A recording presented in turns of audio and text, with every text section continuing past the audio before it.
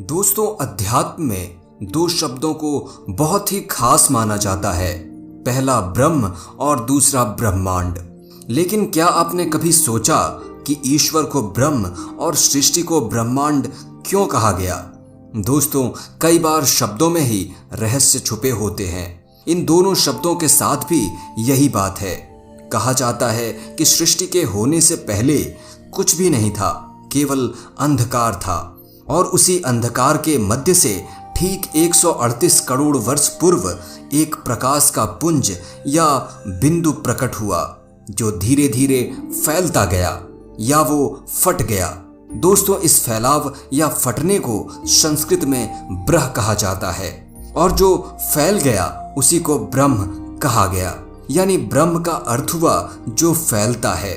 इसी फैलाव से ऊर्जा, द्रव्य, अणु, परमाणु इत्यादि पैदा हुए, या वह प्रकाश पुंज कणों में विभक्त होने लगा, और आज की यह दुनिया अस्तित्व में आ गई। दोस्तों, वैज्ञानिकों ने इसी छोर को पकड़ लिया और एक सिद्धांत प्रतिपादित कर दिया कि ब्रह्म नाम की कोई चीज नहीं होती।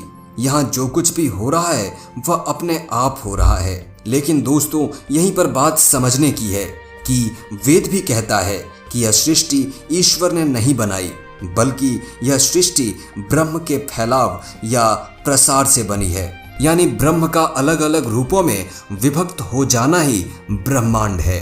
दोस्तों, ब्रह्मांड शब्द दो शब्दों से मिलकर बना है। पहला ब्रह्म और दूसरा अंड। ब्रह्म का अर्थ आप समझ चुके हैं, और अंड को साधारण अर्थों में लोग अंडा कह सकते हैं, लेकिन यह गलत है।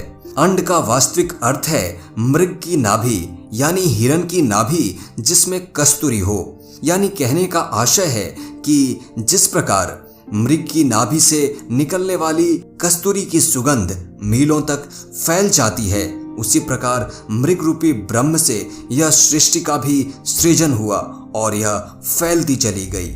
दोस्तों, एक और उदाहरण से समझा जा सकता है। मकड़ी को आपने देखा होगा, वह जाला बनाती है। मकड़ी जाल के लिए अपने भीतर से ही द्रव्य निकालती है, उसे फैला देती है और उसी के अंदर रहती है। इसी प्रकार यह ब्रह्मांड भी ईश्वर के अंदर से ही आता है और फैल जाता है, लेकिन इसे कभी न कभी फिर से वापस ईश्वर में समाहित हो जाना पड़ता है।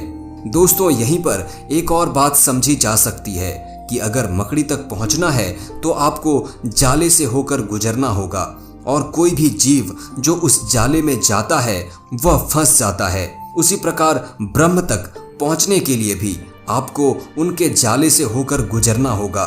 दोस्तों, उसी जाले का नाम है माया। इस संसार में प्रत्येक जीव अव्यक्त ब्रह्म या ब्रह्म का रूप तो है, लेकिन वह अपनी पूर्णता को प्राप्त करना चाहता है, परंतु वह माया के अधीन है। बिना माया को पार किए वह ईश्वर तक नहीं पहुंच सकता। यह माया जाल उसके लिए बाधक नहीं, अपितु उसके प्रगति के लिए है। दोस्तों, अब प्रश्न उठता है कि जीव फिर ईश्वर तक पहुंचेगा कैसे?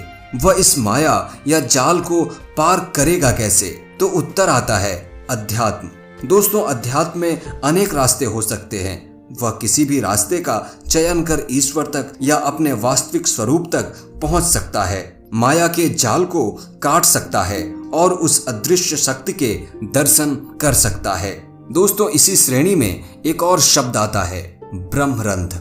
इसमें दो शब्द हैं, ब्रह्म यानी ईश्वर और रंध्र यानी छिद्र या छेद या रास्ता। अर्थात दोस्तों, जिस रास्ते से या जिस छेद से ईश्वर का दर्शन प्राप्त किया जा सकता है वह ब्रह्मरंध्र कहलाता है।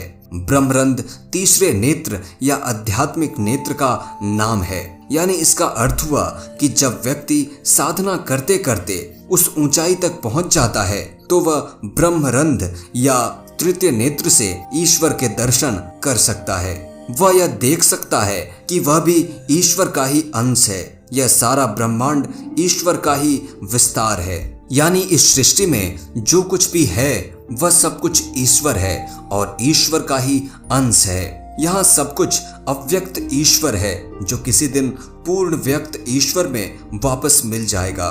दोस्तों, कहा जा सकता है कि यह सृष्टि हमें अलग अलग रूपों में दिखाई तो दे रही है, लेकिन वास्तव में वह एक ही है और वही है ईश्वर।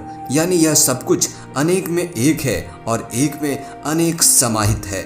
उम्मीद है दोस्तों आपको यह वीडियो पसंद आई होगी। वीडियो को लाइक करें, शेयर करें और चैनल पर नए हैं तो सब्सक्राइब करें। बहुत बहुत धन्यवाद।